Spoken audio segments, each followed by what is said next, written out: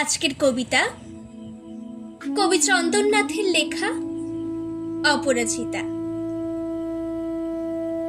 জানো মা, আমি না কবিতা লিখেছি, তোমরা পড়বে কি তা?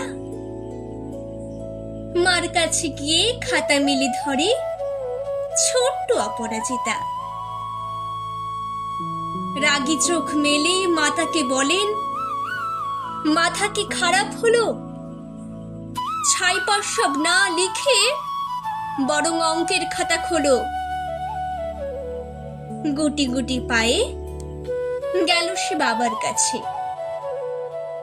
কবিতা লিখেছি। ও বাবা, তোমার দেখার সময় আছে? মুখটি না তুলে বললেন বাবা।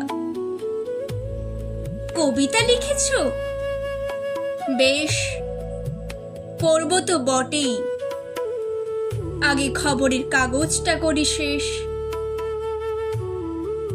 অজ্ঞতা গেল দিদিটির কাছে, ডাকলো সে, দিদি আয় দেখ না কেমন ছবিটা এঁকেছি ছোট্ট এ কবিতায়।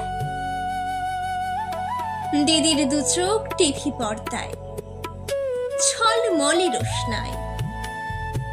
বলল, কবিতা? তুই লিখেছিস? কবিতা না, ওটা ছাই। অপরাজিতার চোখ ছলো ছলো, বুকে কান্নার ঢেউ। তার লেখা এই প্রথম কবিতা দেখল না পড়ে কেউ।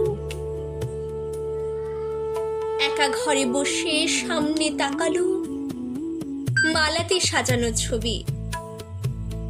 স্নিগ্ধ দু চোখ রয়েছেন যে সহজ পাঠের কবি।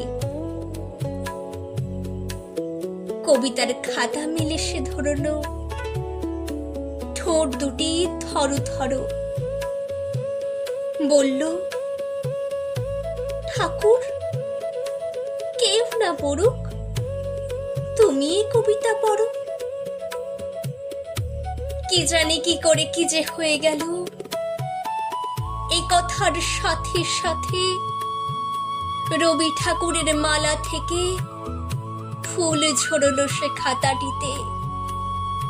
মনে হলো তার সামনে দাঁড়িয়ে বুঝি রবীন্দ্রনাথ, মাথার উপর রাখলেন তার আদর মাখানো হাত।